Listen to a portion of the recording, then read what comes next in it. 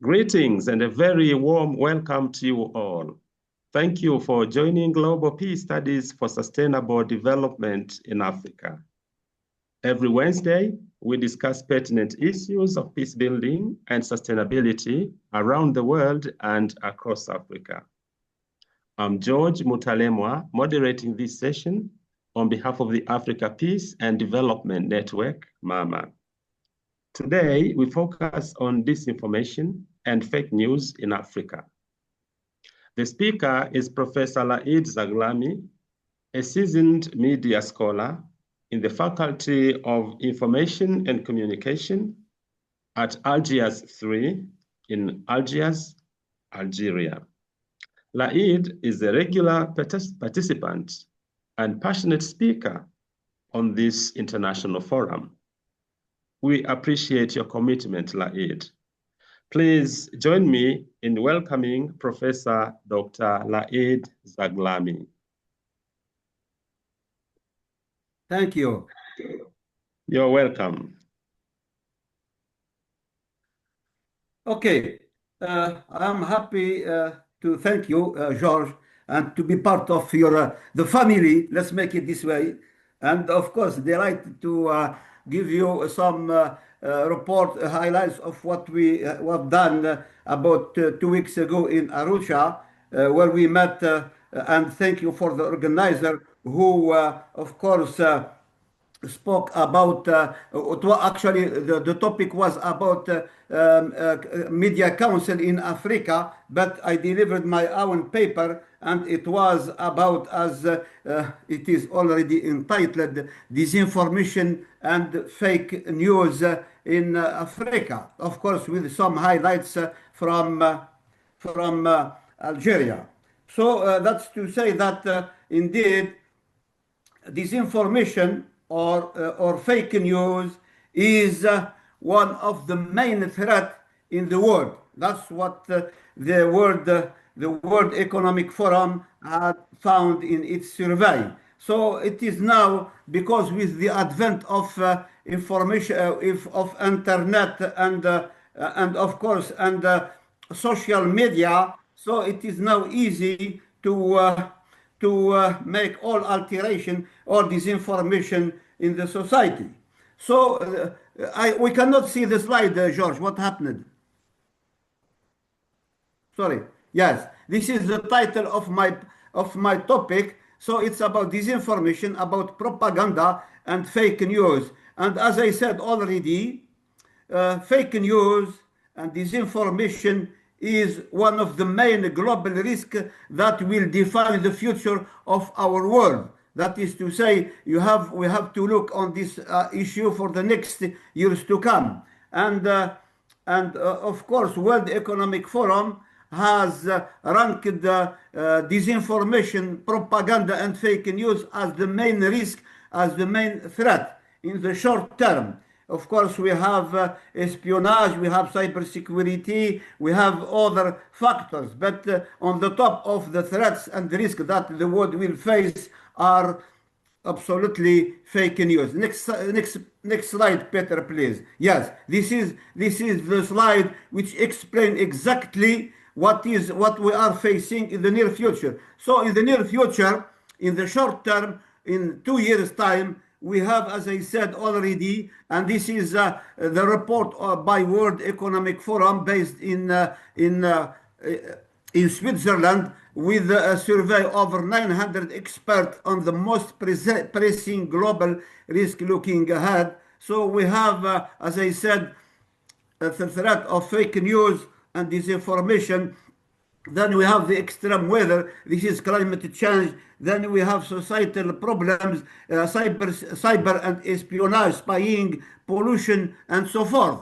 And even in the long term, within the next 10 years, we have still a problem of cybersecurity, problem of misinformation, which comes in the 5th position, and global warming and climate change is the first. So that is to say, we have to be aware of the risk that we are facing the next 2 years.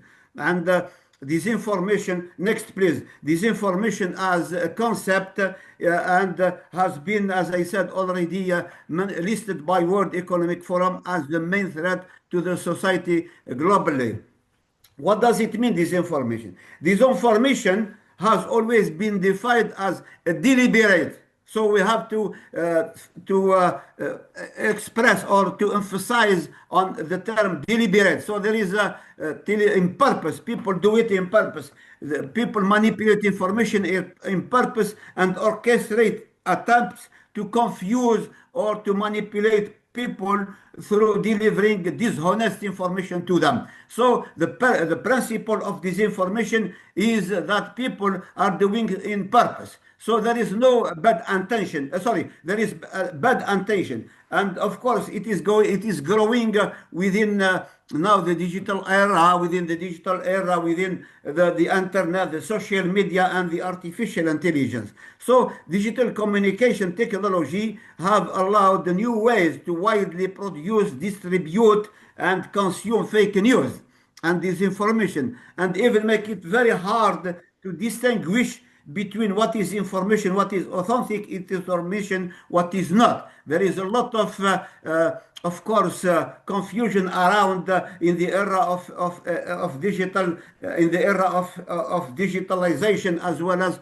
artificial intelligence. So now it is easy to alter, to manipulate communication, especially when it comes to with the easy way to use digital communication technology.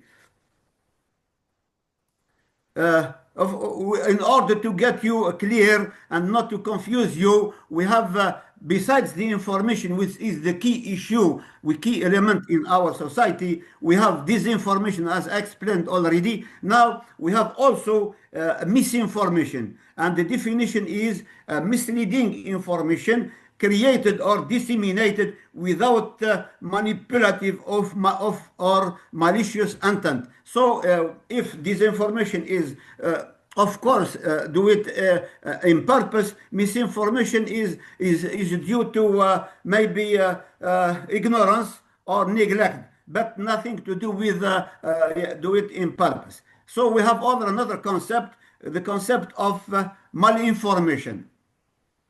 The concept of malinformation, which is the intentional dissemination of confidential information by typically changes context, date, or time for person or corporate rather than for public interest. Malinformation, again, it's an intentional dissemination of confidential information. So let's say, make it clear. Disinformation is doing in purpose. Misinformation is by neglect. And malinformation, they don't give you the full information in purpose in order to disseminate or to hide confidential information.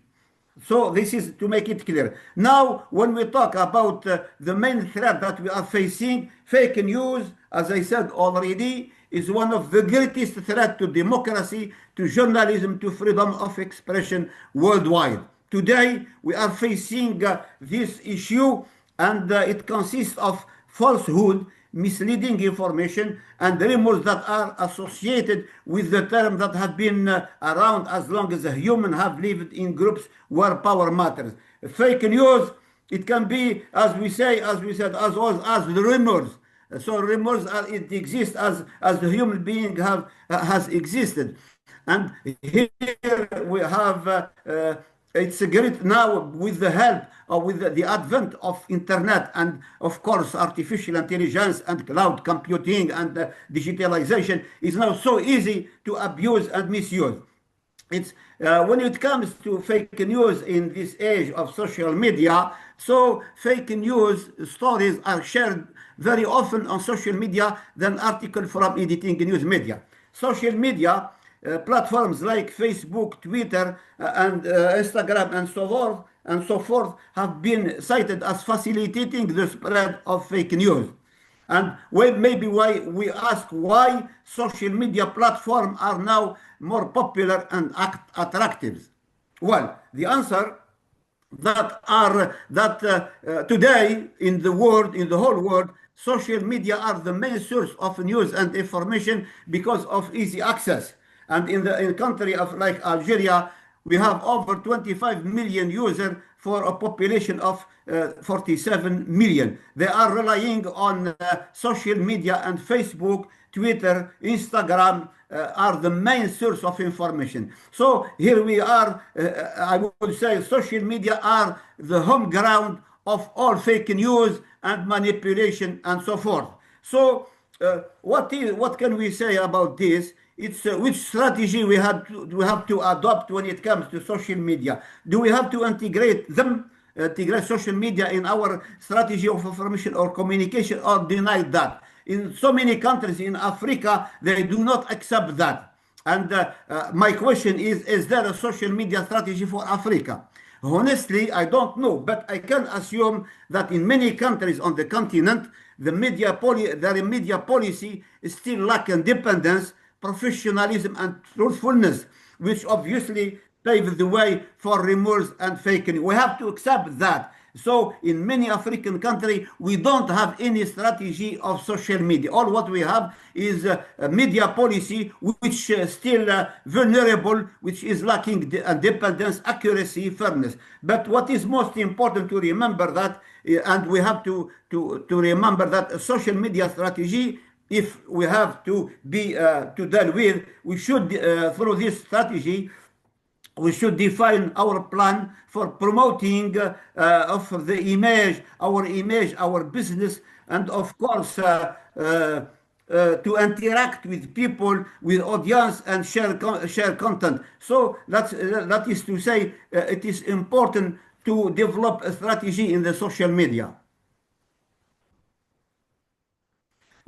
Why there are so many fake news and misinformation and disinformation in Africa? First of all, we have some financial motivation. So people, whether they are, right or wrong, they spread fake news and disinformation, and of course, for the purpose of attracting advertising procedure when they use it and click on the link to the original site. So there is a financial motivation for spreading bad news or fake news.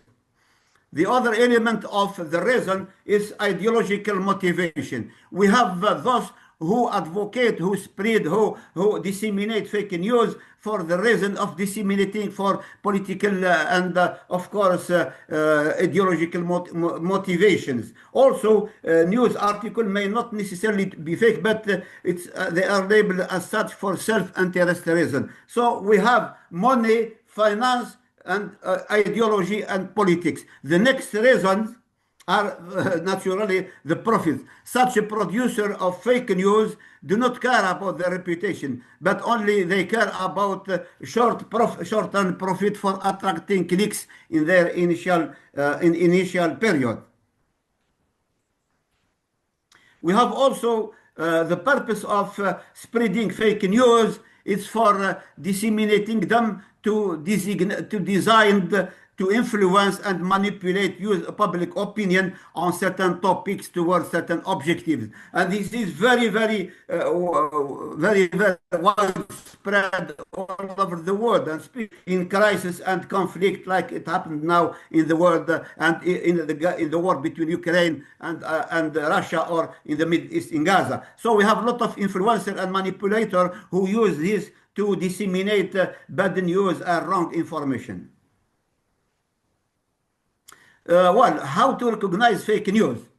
As I said, the reasons are considered technical when the response are doubtful about the credibility. First of all, we have to check about the source credibility. We have the inadequacy evidence to claim, and as well as grammatical error and ambiguity of headline.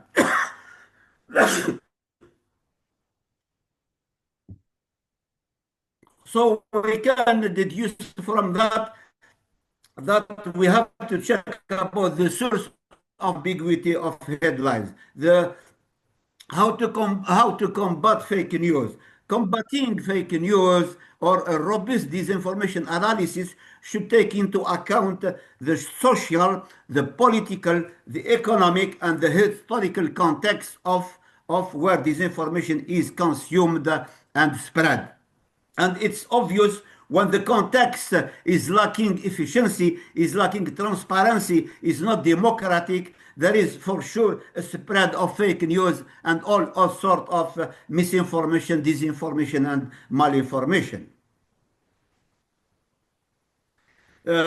How to understand the social context in which fake news take place.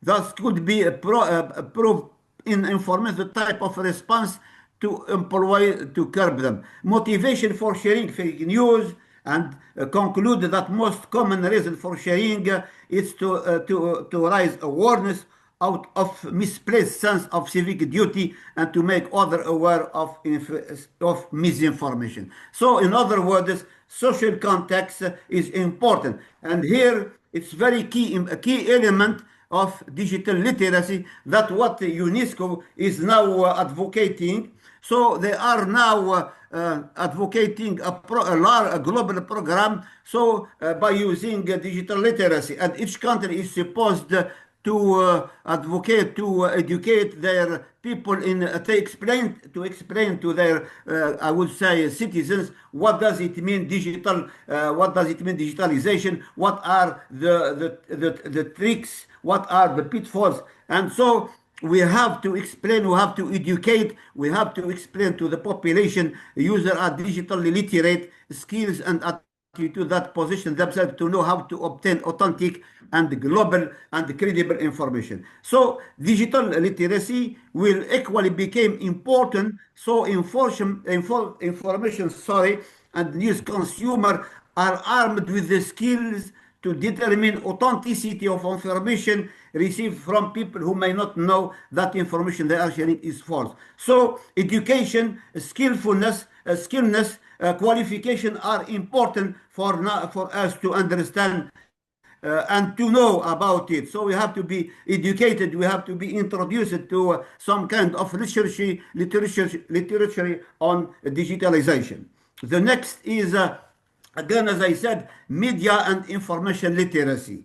Media and information literacy, that's what the main program advocated by UNESCO generates consciousness and awareness about the implication of being channel of misinformation and enable information consumer to make informed judgment about quality information. Here we have a huge program by UNESCO in direction of Africa, and during that Arusha summit, we have the Director General, I would say,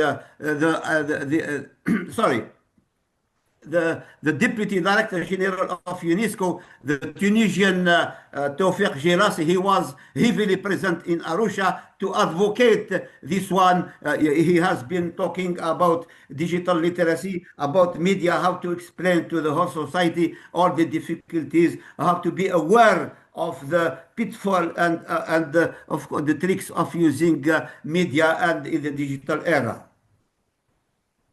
Also, another strategy to combat disinformation is to be activated on social network, and you don't have to wait for reaction, but to be active and effective by producing information, disseminating them, distributing them, and broadcasting them all over different media outlets. In other words, don't leave empty space for the other, because as long as you are not there, the people with bad intention will come and of course occupy this space. So you have to always to be there and to occupy the space, to produce the information, to interact, to disseminate, to distribute, in order not to leave space for bad people with bad intention. And this is exactly fill the gap in this area. It's most important. You have to occupy and to fill the gap on this particular matter.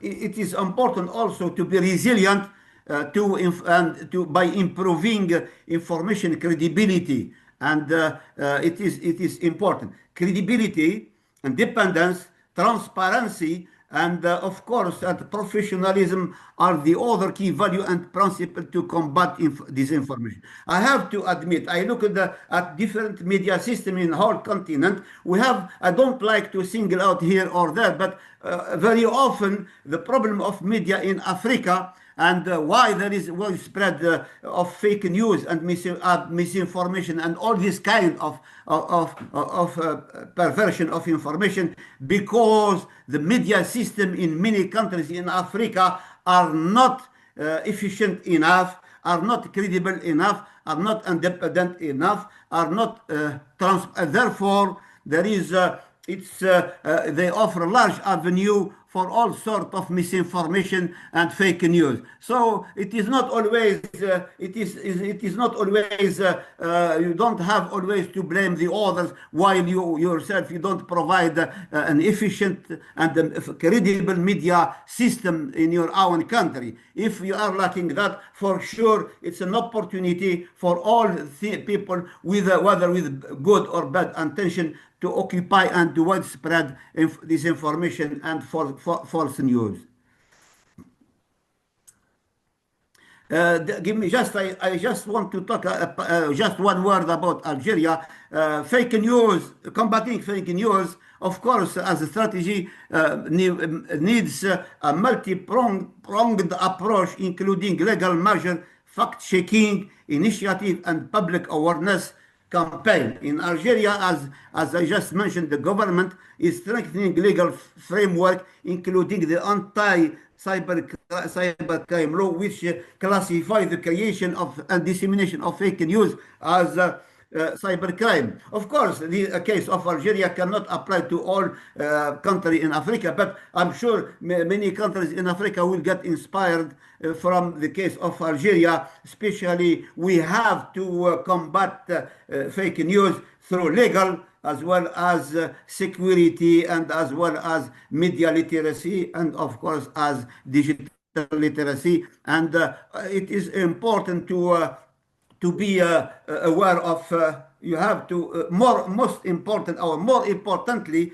is to develop an efficient, transparent, and a credible media system that will be the main, I would say, the main obstacle for all people.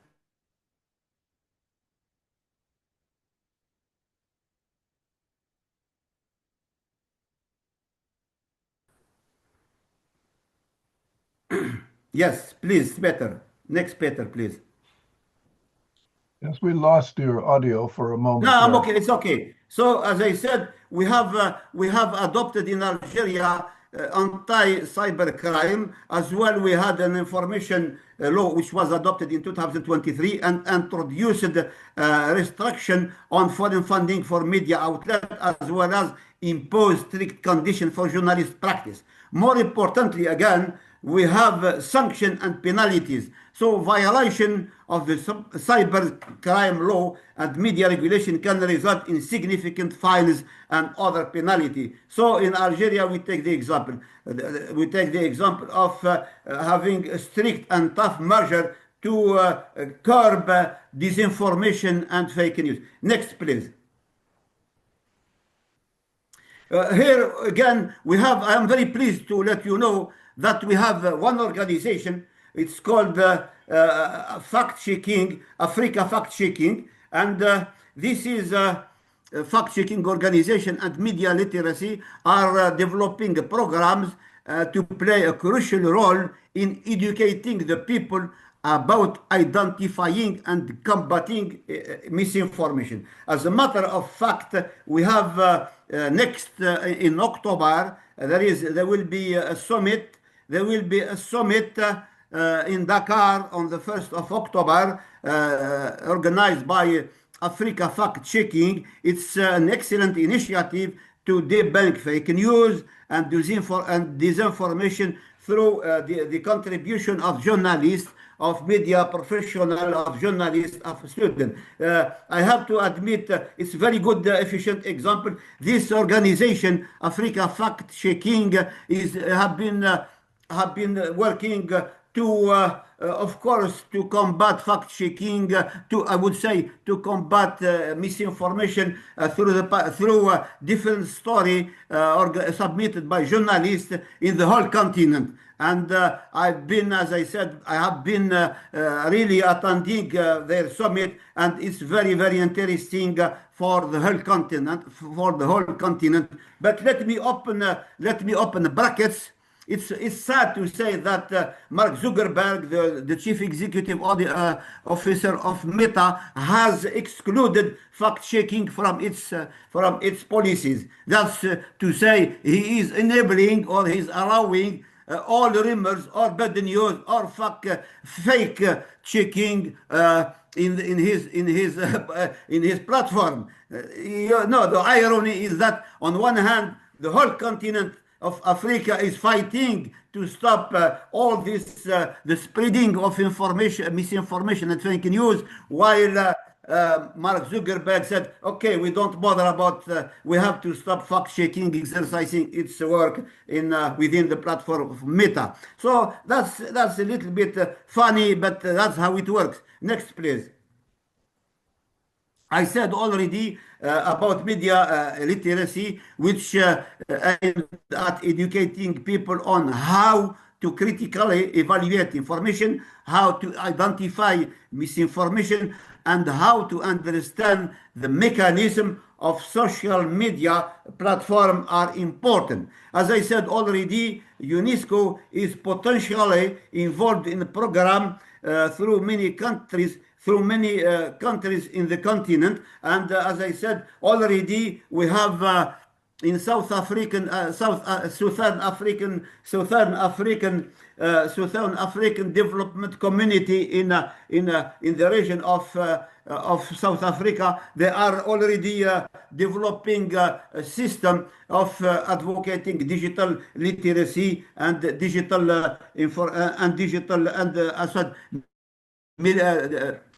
literal media. So that's to say, we have to be to let people aware of this. We have to be aware through a public media campaign, and of course we have to utilize all kind of possibility and tools to raise public awareness about the danger of fake news and of misinformation, but also to promote responsible information consumption. So public awareness should be involved in this process. Again, another element very, very important: how to promote ethical journalism. Journalism is also one of the key values of quality of journalism and independence are ethics and deontology. And I think the basic element and values and principle of any professional journalism is to comply with, to abide by the ethics and the deontology. And in this purpose, the Media Council, which are supposed to be independent and play a role as an arbiter, the Media Council have to be independent from the government and from political and financial sources or pressure, can work to promote impact that the media outlet adhere to professional standard of accuracy, and objectivity. The example we had, the summit I mentioned already in Arusha last month, we had networking, which is the Networking Independent Media Council, NIMCA, which met in July in Tanzania, was an excellent opportunity to all media professionals and politicians, and to secure the media independence, integrity, and accuracy. Media Council has to be independent once again from the state, from the government, as I said, from political pressure, and of course from financial pressure, in order to play its key role as an impartial arbiter. And more than that, journalists media professional has to obey to the rules of ethics and of deontology if they want to be credible, if they want to fight fake news, and don't allow what we call citizen journalists to play with or to manipulate the values of professional journalism and of good quality journalism. It is important. The best way to fight and to combat fake news in Africa is to encourage transparency and accountability in media operation, from the collection to the distribution, from the collection, from the elaboration, from the distribution to the reception. And all must be included the use of, as I said, approach of fact-checking, verification process can be built on the whole aim. The whole aims are to build public trust and confidence between the media and its public. There is right now, and I have to confess publicly, there is a big trust, a big mistrust, I would say, between media and the public, because media has not delivered a good quality content, and therefore people go away and go look for other sources of information. And as I said, social media platforms are the attraction for them. Next, please. Yes.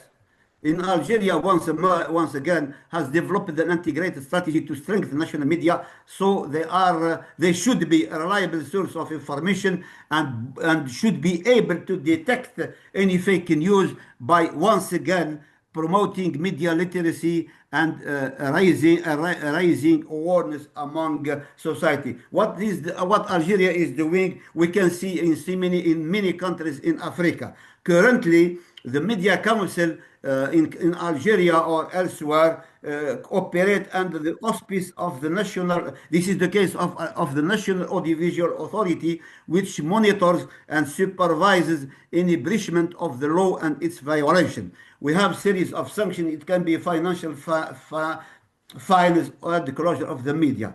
However, in Algeria, in the case of Algeria, as particularly in 2023, as I said already, the member of new audiovisual media press council and ethics will be have not appointed yet. They are waiting for the text of implementation, but I am sure, I expect that the media in Algeria is poised to be more professional and more transparent if all this media, I would say all the articles and the legislation are fully implemented.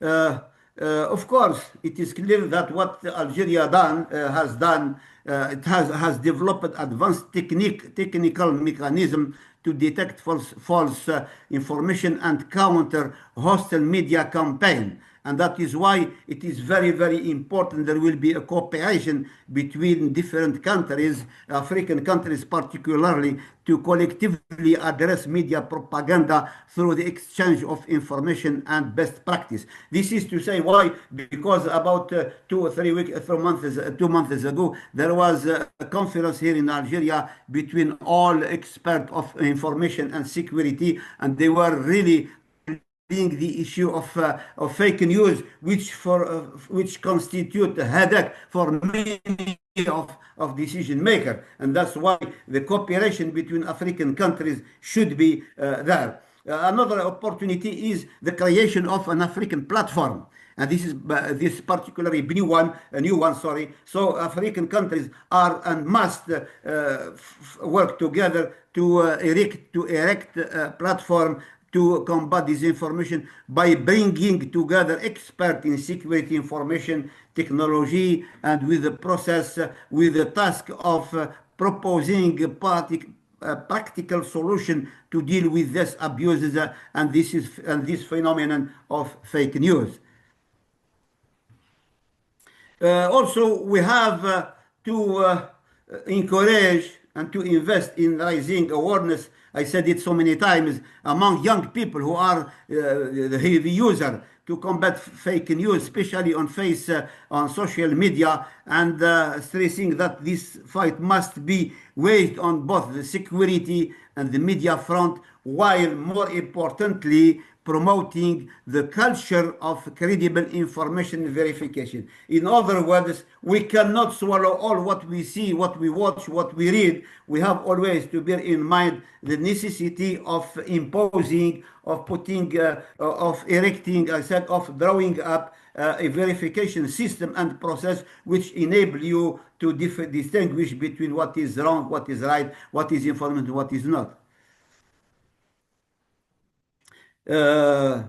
Also, the stability and the security of Africa is part of this work of establishing African unique platform. That's why so many countries in Africa are continuing their effort to protect their institution and preserve the cohesion of the society in the face of campaign that some targeting their own institution. And it is fake news which are spread all over the continent aim to destabilize and to harm, to undermine the security of many African countries. And of course, these countries must work together, coordinate their effort in order to protect their institution, and it is crucial for them to be aware of that. Next, please. Yes, in conclusion, what it's applied sure for Africa too. In conclusion, for Algeria, the fight against disinformation is not a question or simply a media issue, but it is an existential battle to preserve the stability of Algeria and subsequently of African state. The duty is to continue by joint action to secure of the continent in the face of this serious threat. Today, Africa is facing a threat of misinformation and fake news and very negative image of the continent. So the fight is not a choice, but it's a duty and obligation dictated by the historical responsibility of the whole country to protect, or the whole continent to protect the country and also to protect the people of this continent from attempt of destabilization and of disintegration. So we have to bear in mind, dear listeners and panelists, and of course the audience, that fake news, disinformation, bad news are a threat for the whole world, but particularly for the continent. Why? Because the continent is the media system in this continent, in the media policy and system in the continent, in so many African countries are still lacking efficiency, are not enough democratic, are not enough credible, and are not enough professional. And that is an offer, a big avenue, big opportunity for bad user or malintentional user to spread their news, and of course to undermine the moral of the society and of the country. Thank you very much. Thank you so much indeed, Laeed Zaghlami, for this you. wonderful presentation on disinformation and fake news in Africa. You've taken us through a number of interesting distinctions between, well, disinformation, misinformation, malinformation, and so on. And I could see already in chat, I could see from Kamanga, there was a comment there. I don't know whether Kamanga, you'd like to start by, or maybe as you prepare, let's turn to Dasu. You are welcome, Stephen Dasu. Okay, thank you, George. Can you hear me? Yes, I can. Okay, thank you very much, Professor Laeed, for a very brilliant presentation. I like it. I'm also a journalist, so I like the way you analyze the information. Okay, let me start briefly by giving a very brief scenario. I don't know about Nigeria, but we have seen some parts of African nations, there's been this new culture of circumference, or flattering the journalists, flattering the ruling elites. I don't have to mention some specific countries, but we have seen this trend. Can you start? As if to the extent fear even to, yes. That's okay, we couldn't hear you. So if you can start, please, asking your question. Sorry. Okay, no problem. I was just saying that I've seen a trend, and probably some folks can agree with me. We have seen some parts of Africa where journalists are really practicing sycophant journalism. That means they are praising too much the ruling elites, and actually they are afraid even to give fair criticism to the ruling elite for fear of retaliation and victimization. So in my opinion, I think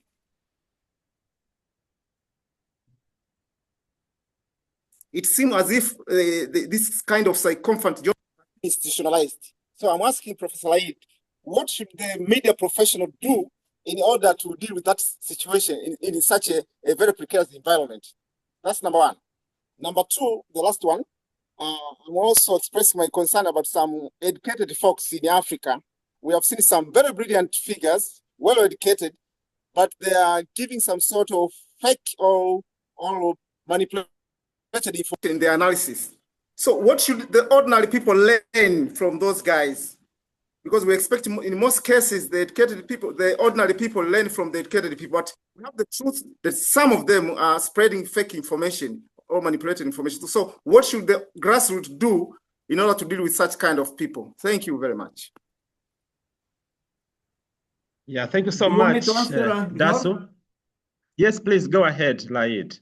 Yeah, I think, as I said from the beginning, fake news is not African issue only, it's world issue.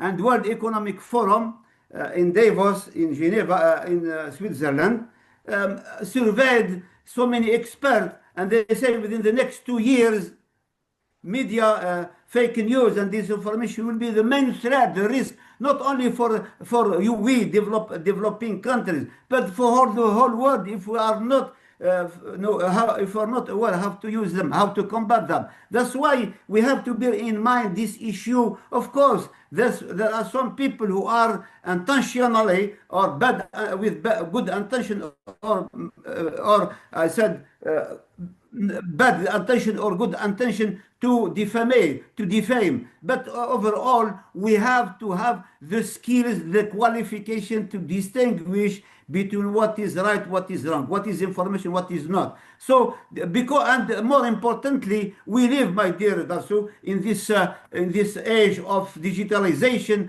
and artificial intelligence and social media and so on. So the proliferation and the risk is growing very, very quick, very fast. So, and of course, we cannot just cross the hands and say nothing. No, countries as well as individuals should bear in mind the difficulties of having a strategy of approach to not to be influenced and impacted by this. Journalists are the first soldiers on the front to fight. They have to obey or to obey the ethics and of course the ontology rules. And this is important, but more importantly, as are the government which are supposed to erect sound media policies and effective one and transparent one and occupy the space. So it's not just a question of here of that, but all of us are concerned, and mainly those who produce the information, those who disseminate information, those who receive the information, all this process of news production and news distribution and so forth, news collection, are all of them part of this fight against fake news. Yeah, so there was this question, Laeed, from Lawrence Kamanga, saying fake media in Africa is entrenched in the very system of the governance system. How would one verify fake news coming from government media and yet protected by the very government? Well, Close yes, to that of Dasu, of here, course. yeah. Here again, things are getting worse. I would say, in principles, the state, the government has to govern, has to set up a media policy based on principles, on the value of ethics, the value of efficiency, the value of truth, and so forth. And those who implement are the journalists who are supposed to abide, to follow these rules. And of course, they are also accountable to the government, to the state, to the society for producing the truth, for informing their population by the truth. But in the absence of, as I said, an arbiter, an independent media council, who will defend the truthfulness and the credibility of the media? So that is why we have the triangular approach. Media on one hand, the government, the institution, the state, the authorities. On the other hand, we have the media outlet, and of course we have the public who will receive. But between this and that, we should have an independent authority, independent body, that what we call in many countries media council, which has to play the role of arbitrating, of monitoring any wrongdoing, whether from the state or from the media professional. So we have to bear in mind that any wrong information will have a very bad impact on the society, negative impact. As I said to you, a very big mistrust or distrust between the government and the society. So now fake news news is the power. When you have a power, when you have the news, you have the power. But when you are disseminate bad news, you are disseminate chaos. You are disseminate catastrophe, you are disseminate conflict. That's why you have to be responsible for what you say. Whether at the state, of course, the state has to be aware that any wrongdoing will impact the whole society, and of course, any independent authority is called to intervene to stop all this mismanagement and these wrongdoings. All right, thank you so much. Let's turn to Richard and then Odoch. Richard, please. Thank you. Thank you so much. My greetings to you. Yes, I think fake news has been a problem and is contributing to most of this conflict that we are seeing today. But I remember some time back, before a news is broadcasted, it needs to go through refinery. It needs to be edited properly. But these days, it's being driven loud. And if a speaker let out maybe insult, it gets straight to the hearer somewhere. So this is one problem that I think we are facing with respect to a problem with news. But one thing I've observed is that to the layman, there's nothing wrong with fake news because he doesn't understand and will not act on it. But it is the critics or the academia who dissect even a smile, who could dissect even a smile and then differentiate the insult in it, the praises in it. We are having the problem. So I think we need to check that properly. And then another one too, what a director observes himself to be, the same thing does the messenger also sees himself. So then, who then differentiates the differences between these two people. This comes, a fake news. So if you see my face to be,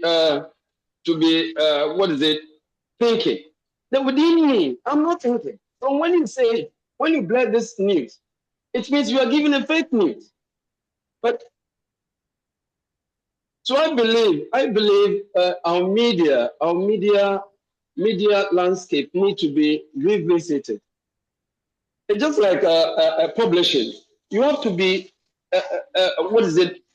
your script need to be analyzed properly before it is published.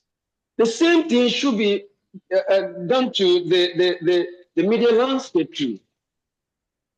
Any news that they come out with should be thoroughly edited.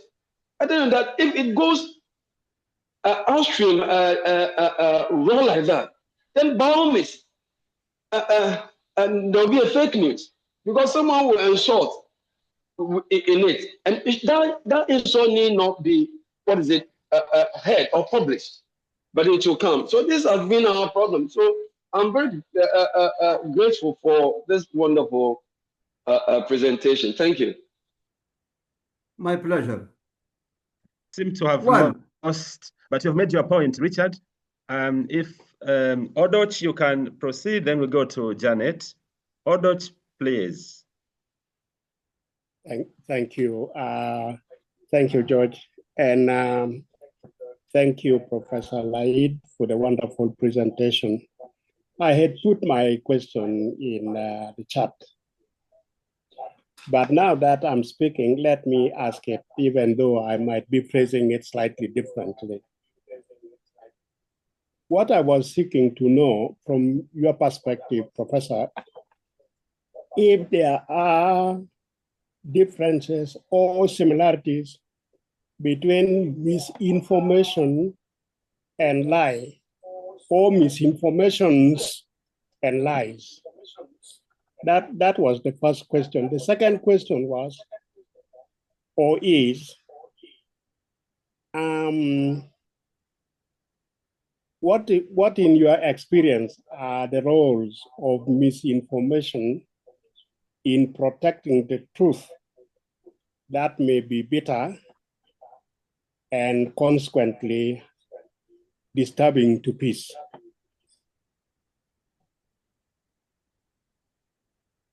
Thank you.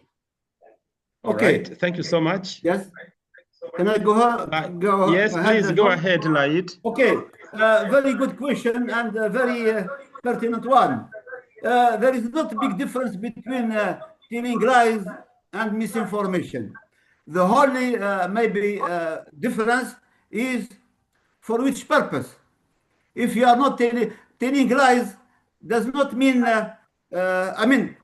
telling lies does not mean telling the truth. But some people will say, we don't like to tell you the whole truth. We give you half of the truth. Can you call this lies? I don't think so. And it came to my memory a story of that happened with Margaret Thatcher, Prime Minister of Britain in the 90s, in mid-80s, and we have problem of Peter Wright, this British spy who decided to publish his memory, and he was forbidden to publish it in UK. So he went all the way to Australia to publish it.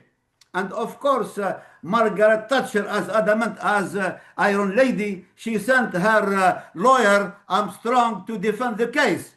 And when he arrived there, he couldn't win. So, and journalists asked him, what happened to you, Armstrong? You took all the money from the public, came all over the world, from London to Australia, and in the end of the day, you lost. He said, I was economic with the truth. In other words, he couldn't say everything. He preferred lose the trial instead of saying everything. This is how to say sometimes if you are in the high position and you have some information, you are not supposed to say the whole truth, because you have to manage, you have to monitor how to say it in a gradual way. And as I explained from the beginning, disinformation, there is intention to seek bad news. The intention are there. Misinformation, you say half of the truth. You don't give. You hide. You hide confidential truth. Malinformation, you are not qualified to be a good speaker or to be a good or spokesman. That's why you have to be very careful. And here we have to navigate between what is information, what is not, what is lies, what is rumor. But all over overall, we have to occupy the space. If you don't do it, somebody will come and do it on your behalf and remove all what is rightful from you. That's why it is not as academic, and I used to be professional, it's not easy. But what is important, if you have to really care for the interest of your own people, your own country, and your own society, and of course, this is very, very important. Yeah, thank you so much. It seems Odoch has something to add. Yeah, there are two questions. Please repeat the second one.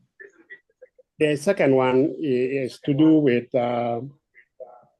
telling lies or misinformation for the sake of protecting the truth, because the truth is sometimes bitter and disturbing to peace.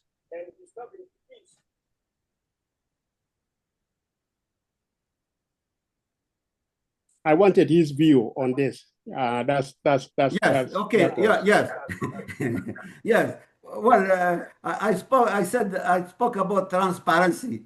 How transparent are we?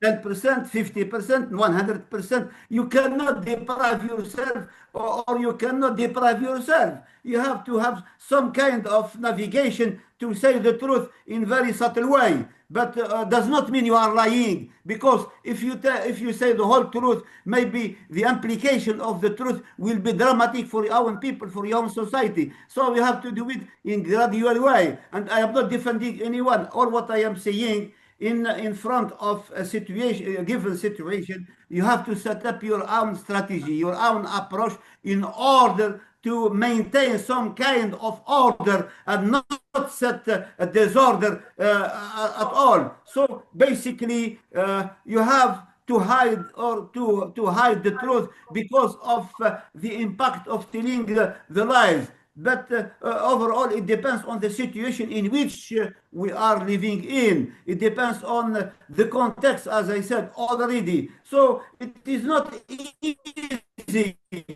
And people sometimes do not prefer to be an outspoken. They prefer to speak in very diplomatic way, even though they cannot say the whole truth. But as I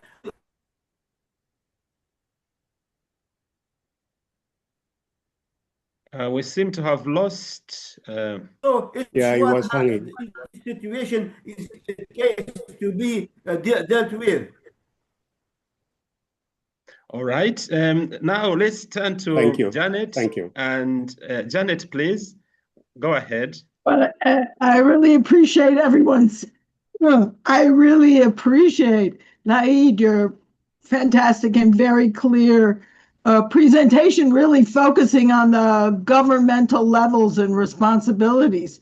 And it's especially striking here in the United States, where if you want to learn about fake news and perverse transparency, just look at our current president and the staging of performance fakeness that he's involved in constantly. And your point about chaos and confusion and disruption, that's really what we're struggling. We're losing accountability in good journalism now.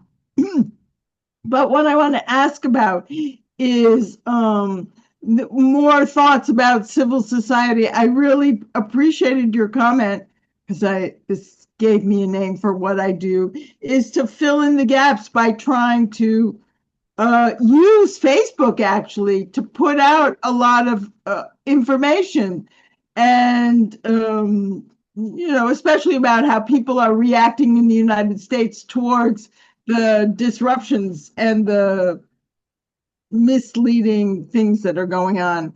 And so and then there are circles of friends, for example, who are more, astute, like Stephen Zunis, who presented here, or Rebecca Solnit, who will correct me if I put out something that's off.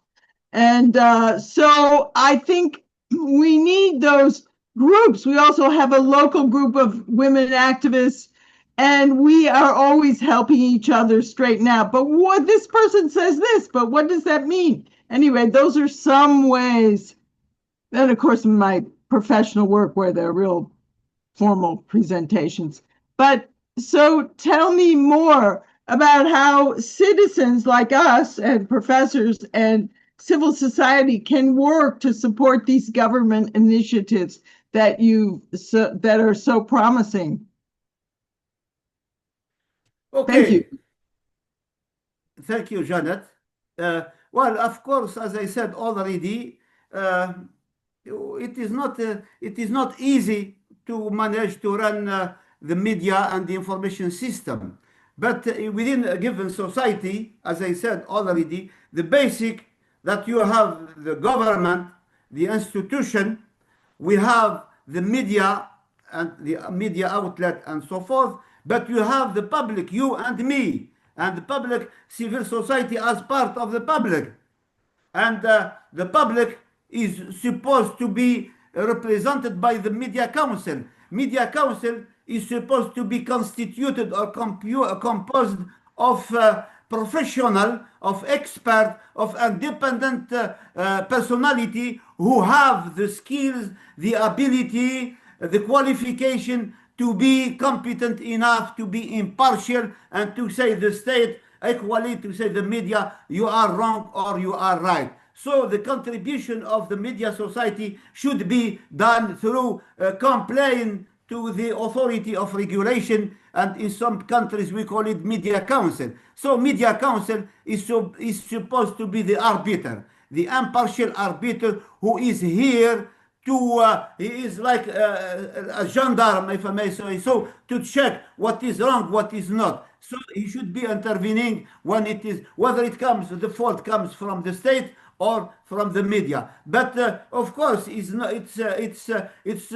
as I said already, it's a global awareness and consciousness of the whole society. The whole society should be involved if they see this is wrong, this is right. But overall, the society, the system, the media system should be also democratic. We have to have an open possibility for everyone to speak out his mind. You cannot marginalize or set aside branch of the society and say, okay, we are democratic. So we should give everyone in society a possibility to speak out, to develop, to say what he wants to say, and consequently, you have to build a strong trust, a strong trust between you, between the public and the media, and of course, consequently, the whole society. But overall, as I said to you, the Media Council, the independent body, is here to monitor, to safeguard,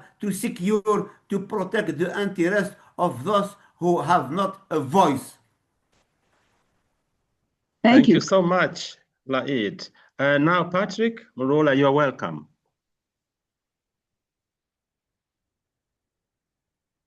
Okay, thank you, George. Thank you very much, and thank you, Prof, for your presentation. No, it's just about a question, but I think Janet already asked one part of my question when it comes to the fake news. Because the truth is, currently we are into fake news, if I can put it that way, straightforward. And we know about it, especially during the advent of Donald Trump as the president of the United States of America. And during that, especially his first term and second term, it just show a big picture of even the channels that we trusted a lot, and the channels that we thought that they are not biased. But due to that, we saw that there are those channels that really are biased. And the reality in the United States of America now, you'd see Fox News is always for Donald Trump. And when it comes to CNN, Donald Trump always calls CNN as fake news. So again, it depends on which interest the channels is serving, or who's sponsoring the channel with a lot of money.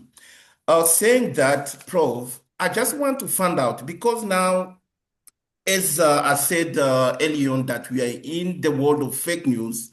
So what can be the strategies? Because now we do have the social media that is in now. And now you can see the same people, they are manipulating the social media as well to make a way of their fake news that they want to transfer to the population. So based on your experience, Prof, what do you think can be a very good strategy for people to know if this news is fake or not, based on what has been presented to them? What can be the strategy, Prof? Thank you, Patrick. Actually, what is right, what is wrong, and how any ordinary citizen will find out what is fake, what is not. I think, as I said already, we have to not rely on only one single source. That's to start with. We have to rely on many sources and to diversify them. That's basically, you cannot from the first source of information you swallow and this is news. Because, as I said, in any, for instance, conflict or war, the main victim is the truth.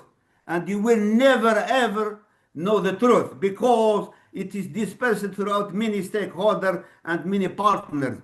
Therefore, if that's why I said earlier, sorry, we have to have some qualification and skills when it comes to media literacy.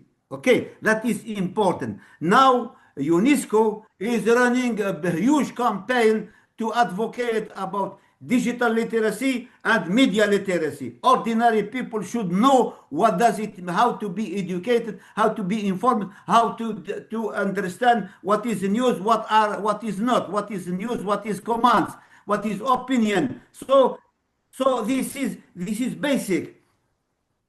So first of all, we have to develop this. And this is at the expense, or I would say the responsibility of the government, of the state. They should provide programs for digital literacy, for media literacy. Secondly, you mentioned about Fox News. Of course, Donald Trump, in his first term, he said, in the election, he said, I was defeated because of the media mainstream in USA were against him. We have to accept it. I mean, CNN or CBS or ABC or New York Times or Washington Post. And we have seen how he lamented the reporter of CNN in the White House. He said, you have nothing to do with journalism. So I mean, you have to find who is right, who is wrong. Maybe the journalist of CNN was not completely right.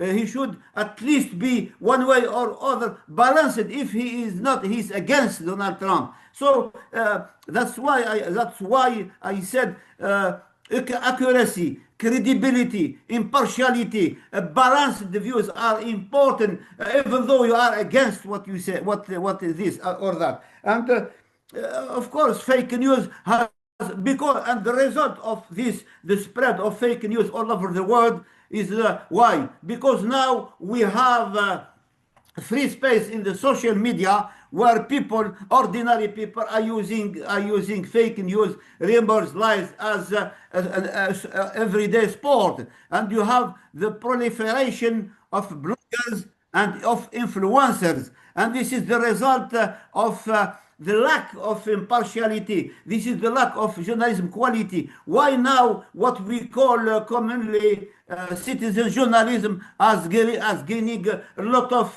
credibility compared to traditional and to quality media? Because this is sometimes there is question of time. Of course, you have to be informed on time and you have to get the right information. So there is a mess all over the world, and in the end of the day, you have to be aware that you should first of all get your news from different sources, and then to be able to distinguish between what is news, what is not. Of course, we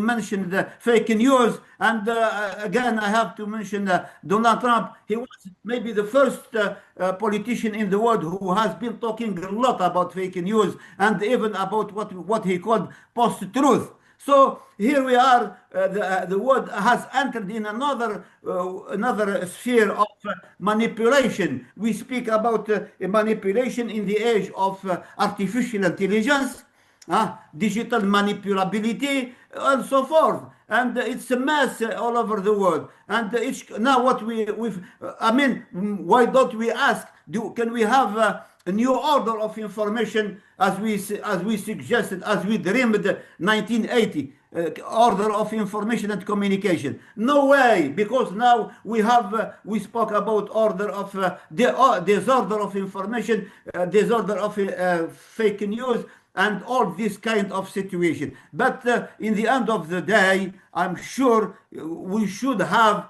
a regulation, a regulatory body. It cannot be international, but at least each country has to have its own regulatory system to one way or the other to stop all this proliferation of fake news. And it consists in the election, in the designation or the appointment of an independent authority, which will play the role of arbiter to check when it is wrong, when it is right. Thank you so much. Now we're going to ask Donna to ask a question or make a comment, and then I take 2 questions from the chat. Donna, please, you're welcome. Mine are comments. I took journalism in my 3rd year of secondary school. That's the junior, and I was dragged into it by my girlfriend Annie. Hi. We can barely hear you, Donna. I think the connection is not that great. In journalism. Oh.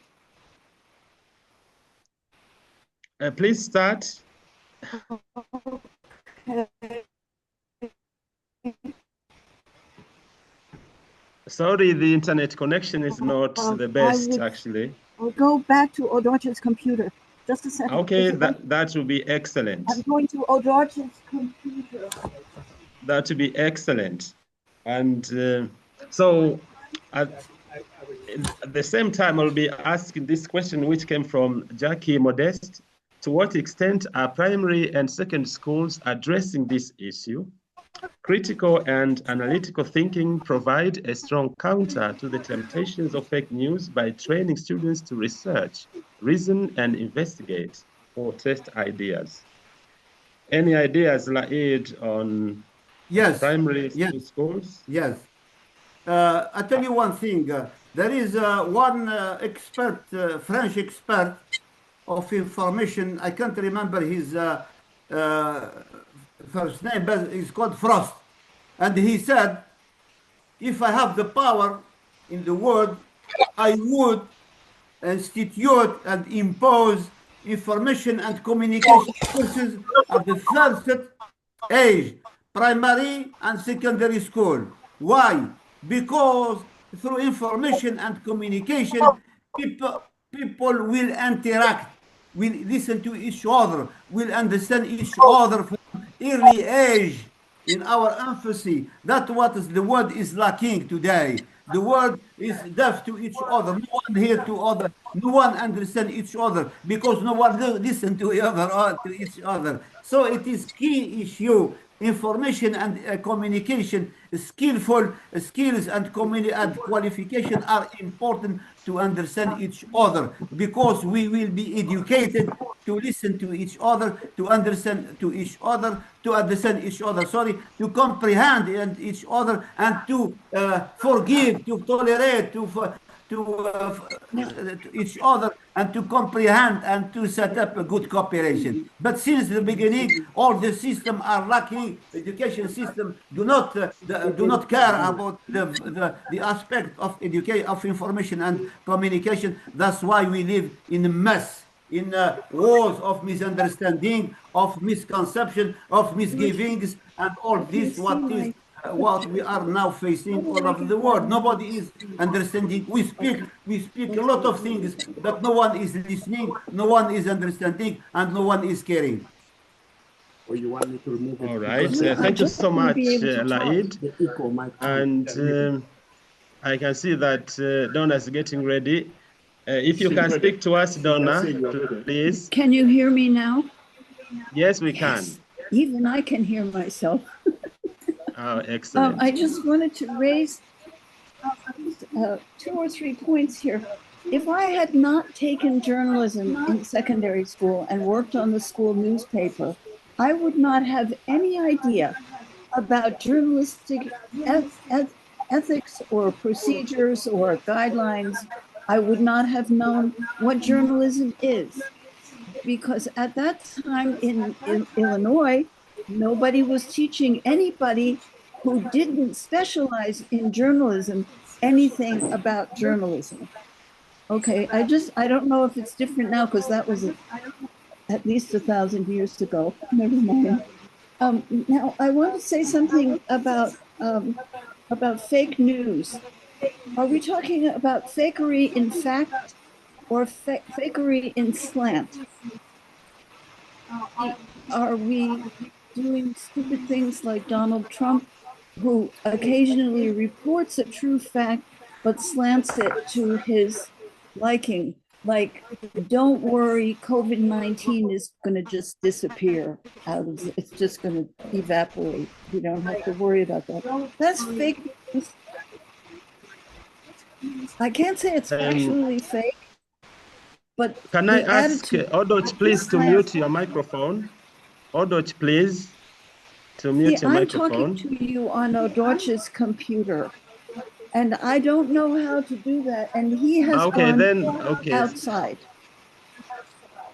The third thing I wanted to say was something. So is fake news fake in content or fake in slant?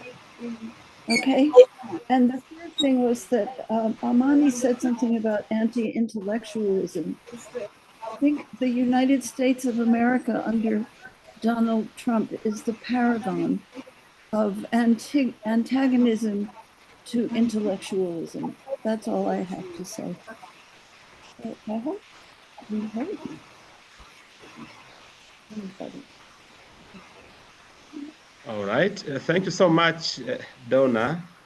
Yeah, it seems there are two machines kind of speaking to each other. Can I make a comment, George? Yes, of course. You're welcome, Laeed. Okay. I think right now, can you imagine that in many colleges and universities worldwide, they are now erecting Department of Misinformation, of Disinformation and Fake News. So the concept has embarked, has legitimately, I would say, embarked in the academic field, and now there are experts and specialists who are working on this new phenomenon of fake news and of disinformation, and they are erecting the basic rules, techniques how to debunk fake news and disinformation. So we have now, you see, the humanity, the community, the academic community has moved to another step of, after erecting so many, I would say, colleges, courses, and the courses and so forth in information. Now we move to misinformation and disinformation as a new new established courses that is taught at university because of the damage. Now we are to understand, we need expert, we need people who will understand what is information and what is fake news. All right, there is a question also from Amani saying, I'm curious, is there a rise of anti-intellectualism similar to the other parts of the world, meaning intellect and anti-intellectualism in Africa? And what would be some examples of this in different African countries? My thought process goes towards the denial of corruption and the upholding of neoliberal politics. Sure, I have to understand the rise of anti-intellectualism. I don't think the question is. I mean, the situation is under this term. I would say what I have noticed, especially I visited, as I said already, many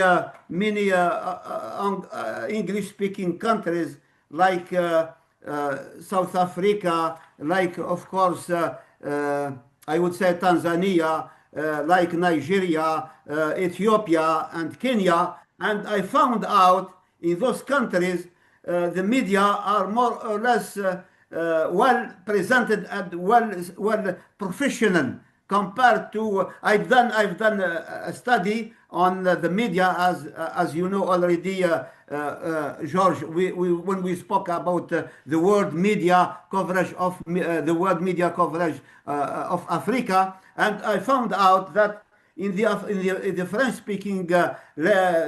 French-speaking countries, the media is still need to be more, I would say, professional and more improving. So, having said that, those who are against intellectual, or as you say, against expert or academic, they want this is the class who want all the people, all decision makers who want to have a grasp on the power, and they don't want to get qualified people or skilled expert to come into decision maker. That's exactly why they are running some kind of negative aspect against all people who are expert, who are qualified. They don't want them to take power, and they use all artificial, all different means to expel them from the political arena. But frankly speaking, the contribution, that's most important, the contribution of academic scholars, the contribution of experts, the contribution of specialists is very necessary to improve the system, the political, the democratic, the media system in Africa. Even though, of course, some countries are still imposing some paternalistic issue or tribal issue, but overall we need all the society, whether they are intellectual or civil society or ordinary people, for the interest I would say for the interest of the society. So of course I understand that are some who are pretending to be competent or to be Democrat, but in the end of the day, I'm giving you an example right now in Ivory Coast, Côte d'Ivoire. We have Gbagbo, who was President Gbagbo, who was ousted, and then we have Lassane Ouattara, who came over. He was in power, and there is a now election. So we have been old guard and new. We have a lot of. Besides that, we have the intervention of foreign power. We don't have to forget that until now, in some African countries, the colonial legacy is there. Whether it is Britain or Belgium or French or Italian, they are one way or the other. If not in politics, they are strongly, heavily present in economics. Thank you so much. There was a question actually from Richard Eshan. He asked about editors, the role of editors, whether they are doing their job as they're supposed to be, doing, or something has changed? Well, I think you do agree with me, George. If you are the editor of your own newspaper or your own magazine of your own channel, your main issue is how to survive in very competitive, sometimes not fair competition. So you have to sometimes to navigate one way or the other. But overall, editor have at least ethical and moral responsibility to deliver a good content of good quality. That's the main thing. And of course, they are, we like it or no, responsible for what is delivered to the public in terms of, I said, truth and impartiality. But I will not blame the editor for this of that. Maybe they have their own reason, especially sometimes some of them succumb to political pressure as well as economic and financial constraint. But overall, as I said to you, a good editor is the one who has his own character, a strong character, a personality, because he is not dealing with product of items for food. It's food for thought. And therefore, he has to be safeguarding the idea, the position, the principle, the values. He is doing a noble job, and therefore he should be accountable to himself, to whatever he believes in, and to the society overall. Excellent. Thank you also for sharing with us this fact-checking, .org. I think it's going to be useful for us to be able to find out probably which ones are, media that will give us fake news, which ones will give us not fake news, true news. And definitely the question will be, at least for me, which now media should I turn to, Of course, we are not going to promote media here, but it would be good to know where to listen, which media to turn to for correct information, for quality journalism. Well, I don't have any single answer to be frank with you. But as I said to you, there is right now I can observe from my own humble position there is a proliferation of fake news all over the world. That's to start with. And the survey done by carried out by the World Economic Forum explain the phenomenon is becoming global, and the danger and the risk is imminent for the next 1 or 2 years if we do nothing, if we are not prepared to combat it. And as I said, there won't be any global solution. Don't be naive. We don't be naive to expect a global solution for this. Each one on his own capacity, on his own skills and qualification, on his own literacy, a digital one or media one, to understand, to multiply, to diversify the source of information. And of course, even ourselves, we are to some extent subjective in our choice, because we choose this one according to our interest, to our political conviction, our political inclination. And therefore, as we explained already in the case of Donald Trump accusing US media mainstream of opposing to him, this is a fact from him, because let's make it clear: the media, in their choice, in their selection, in their angle of attack, they choose one aspect against the other. And from that you understand, of course, the owners of the media are one way or the other responsible. I take the example now between Algeria and France. Algeria and France, we have a big row about between the two countries since last July. Until now, what's happening in this country, in France? In France, the main media, the main mainstream media are running a campaign of disinformation against Algeria, because for the only reason the owner, the proprietors of this mainstream media are supporting the right wing. Obviously, the socialists, those on the left, or there are few, and it's a question of ownership and concentration and political conviction. Even though this body of ARCOM, which is called Audiovisual Radio and Television body, can do nothing because they are under the influence of these owners. And right now we are facing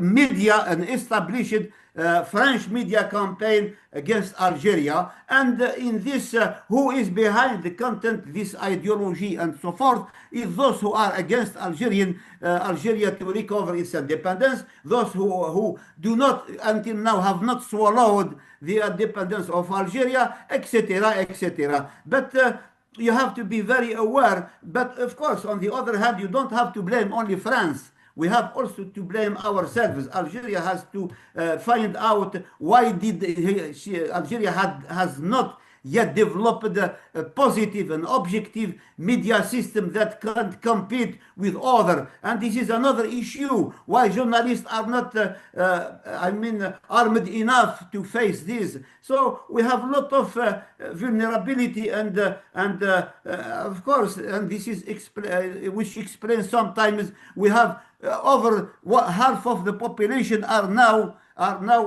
using social media, and with all without any respect to basic rules of fairness and objectivity. Now, people in Algeria, ordinary citizens, have shifted, have migrated to social media to say whatever comes to their mind without any respect to any rules.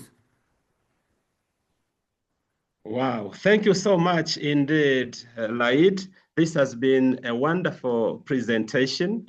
I think now we're going to, at least occupy space with peace. I hope so.